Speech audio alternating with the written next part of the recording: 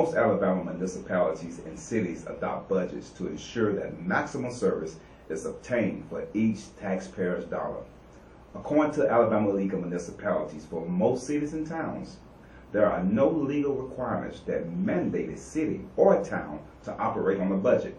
Nevertheless, municipal administration has become so complex that most cities and towns have adopted the practice of operating on a budget. Now you may be asking yourself, what is a budget? Well, budgeting is financial planning which involves detailed projection of revenues, expenditures, and borrowing for a specific fiscal year. As chief executive and supervisor of municipal departments, the mayor is in the very best position to determine the requirements of the various departments. It is the usual procedure for the mayor to serve as the principal budget officer. While I do not draft the final budget as mayor, I compile estimates of revenues and expenses and present them to the council for review and approval. When we first entered office, my administration inherited a budget that the previous mayor and council had passed. Instead of passing a temporary budget to allow the new council and the new mayor an opportunity to adopt their own budget, the previous council and previous mayor passed an annual budget. The budget year for Selma starts in October of each year. I was sworn into office on November the 7th, only a month after the fiscal year began, and was forced to operate off a budget that I had no input on. Immediately, my team and I began to carefully examine the budget that we inherited, and we saw many areas of great concern. Two of the first areas of concern we saw were that our budget could not withstand the number of employees we had on payroll, and so we looked for ways to streamline and merge services to right-size city government. The second concern was the use of loan money to give increase in salaries. For months, we attempted to bring in an amended budget before the council that would save the city over $60,000, but we were continually cautioned by the council to wait for the $81,000 classification study that they had paid Auburn University to conduct for the city. The council entered into this contract with Auburn University shortly before we entered office. The classification study is done so we can make sure that each employee is functioning in the position which he or she has been hired, and to make sure that he or she is being adequately paid. We continue to wait for the classification pay plan, and in the meanwhile, we continue to look for ways to save the city from the fractured budget we had received. So in March of 2017, we brought an amended budget before the council, and after much robust debate, the amended budget passed.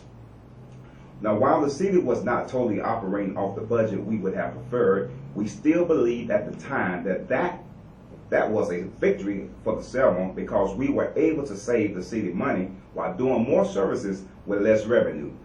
Our budget would experience some temporary relief, we believe. To our surprise, we discovered those savings had already been depleted. You may be asking yourself how and why.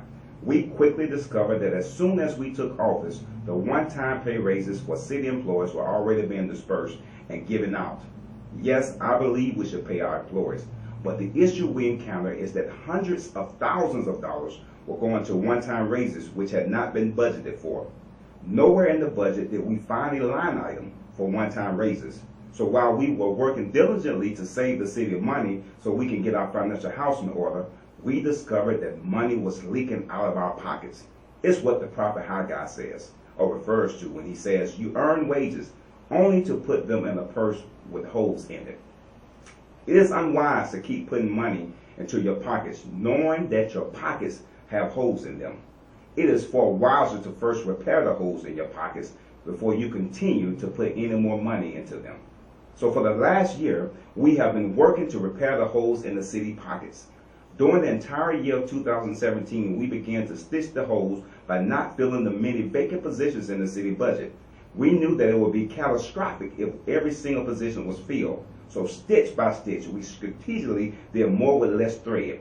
If we could have ignored these holes in our city pockets and did business as usual, we would have gone way over the inadequate and fractured budget that we inherited and put the city in a very dangerous financial situation. Employees' head count was 326 when we came into office, and now it's down to 264. When you are stitching up pockets that have been ripped apart, sometimes you lose some of the fabric and making the pockets even smaller. Yet to finish sewing up the city's pockets, we needed, and we continue to need, additional thread, which is revenue for the city. It is important to inform you how we get our thread, our revenue, and the money into city government. The general fund is the account that the city uses to operate. The main source of revenue for the general fund is sales tax, property tax, and business licenses. The main expenditures for the general fund are payroll, city incurred bills, and city operating costs. The city has other funds that come from the state of Alabama and the federal government, as well as other sources like grants to pay for things like road construction, community development projects, etc. These funds are restricted, however, and can only be used for its intended purposes.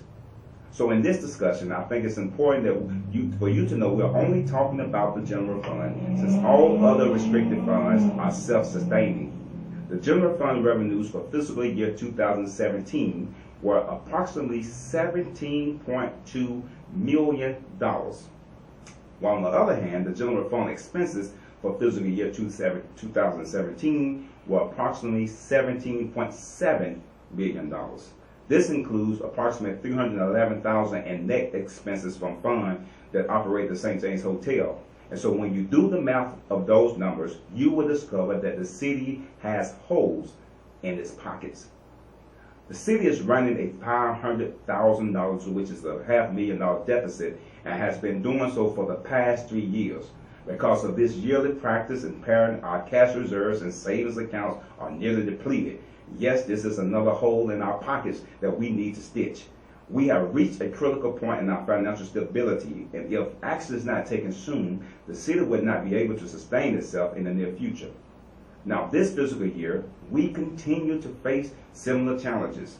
Sales taxes and revenues fluctuate from month to month, but averages are approximately $860,000 per month, while the city payroll costs are approximately $807,000 per month.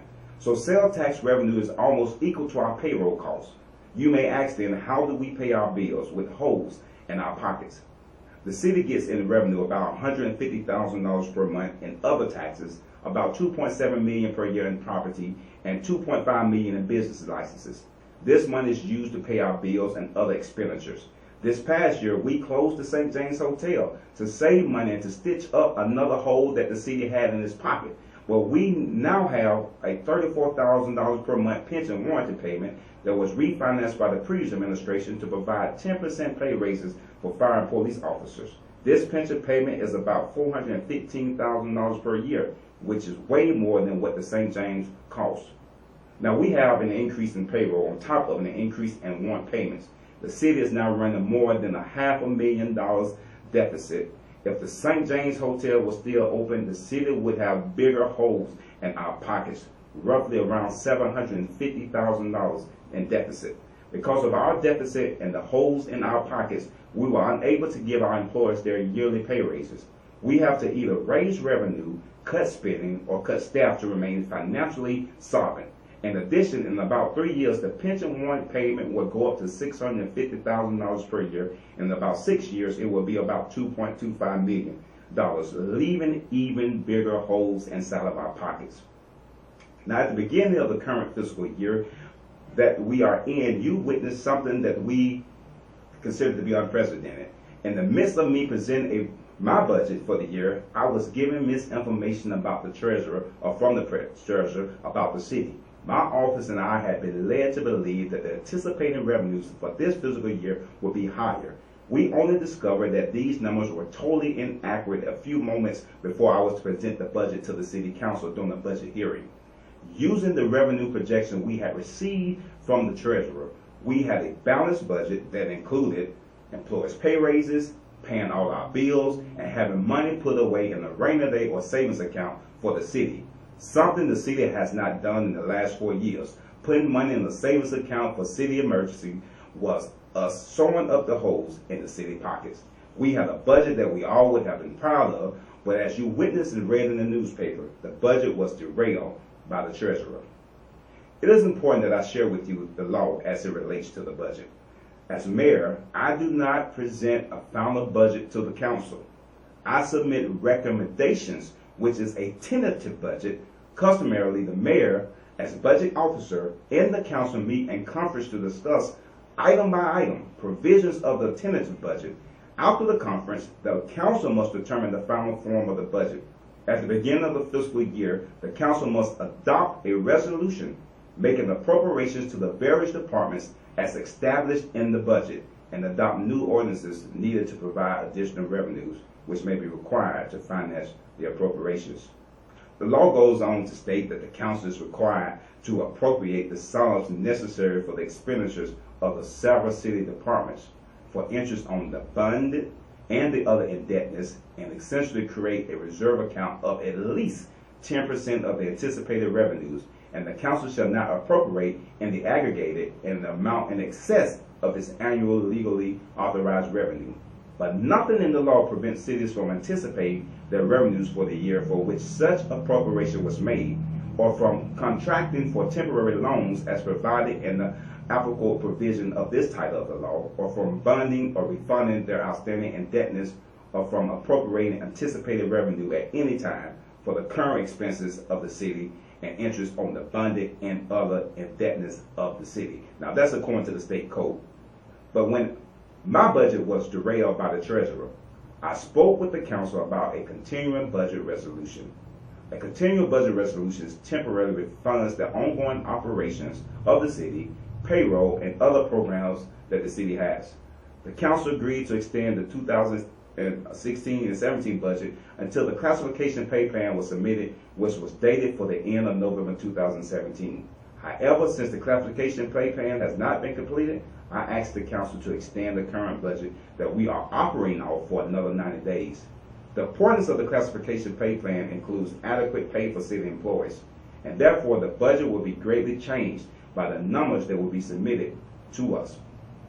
It is important to note here, as we await the classification pay plan, as mayor, these are my priorities. Number one, to make sure we pay our bills timely. Number two, to meet payroll and increase employee salaries. To acquire new capital equipment such as trash trucks, public safety, and vehicles. And number three, to add money to our savings account. I believe what Proverbs teaches us: the wise man saves for the future. Along with the help of the city council, I believe we can right the wrongs of past budget practices and spending and bring prosperity to the city of Selma. Thank you for your time, and together we will move Selma boldly into the 21st century.